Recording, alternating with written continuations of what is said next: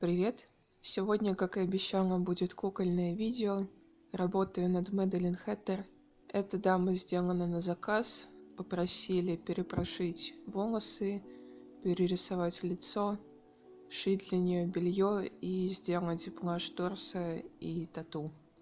Блаш — это по сути тонирование, чтобы кукла выглядела более живой и не такой фабричной. Для тех, кто уже смотрел мои кукольные видео, ничего нового я не скажу, но новичкам, думаю, будет интересно. Сначала я занялась волосами. Максимально коротко состригла фабричные волосы, вымочила голову в кипятке, чтобы клей внутри немного подразмяк, и с помощью плоскогубцев и отвертки выскребала остатки волос и клея из головы. С помощью ацетона стерла фабричную краску и макияж, покрасила голову акрилом нужного цвета, оставила сохнуть где-то на сутки, подготовила материал для прошивки, в данном случае это овечка, и прошила голову.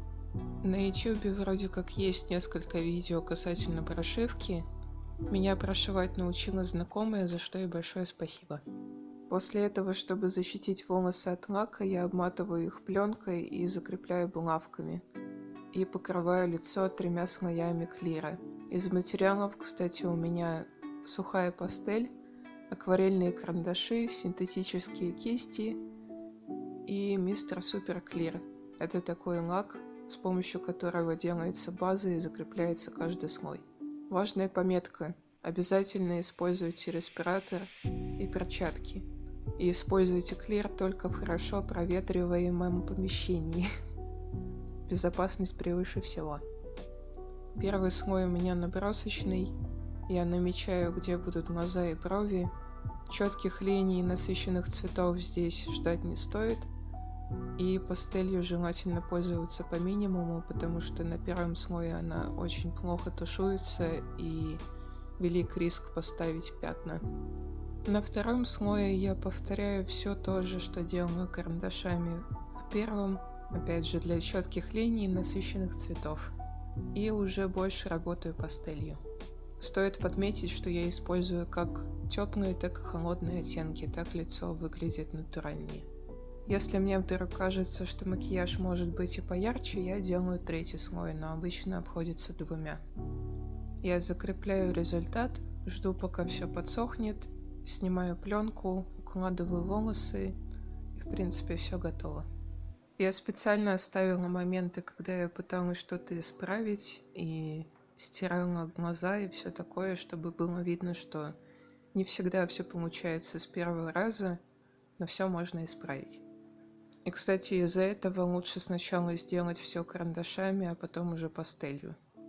Потому что если вы решите исправить что-то после того, как нанесли пастель вместе с карандашом, вы будете стирать и пастель, а это голое пятно, которое надо будет как-то замаскировать и все такое. В общем, очень много геморроя. Мне сложно объяснить сам процесс, я действую интуитивно, поэтому не очень понятно, о чем, собственно, говорить.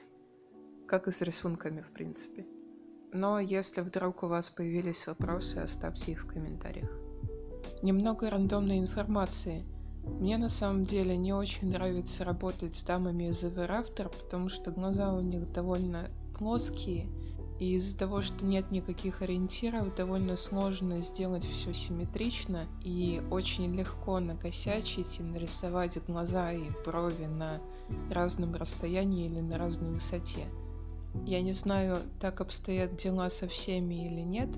На данный момент я работала с Apple, Raven и вот сегодня с Medi, и у них у всех одинаковые проблемы.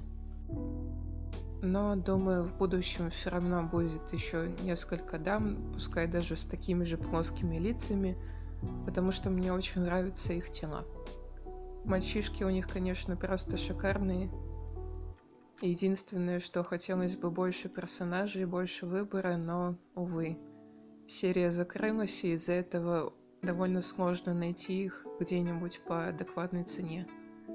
Но последние несколько месяцев я отслеживала их на Авито и смогла отхватить несколько по хорошим ценам. В этом месяце хочу поработать с одним, посмотрим, что из этого выйдет. Возможно, тоже сделаю видео.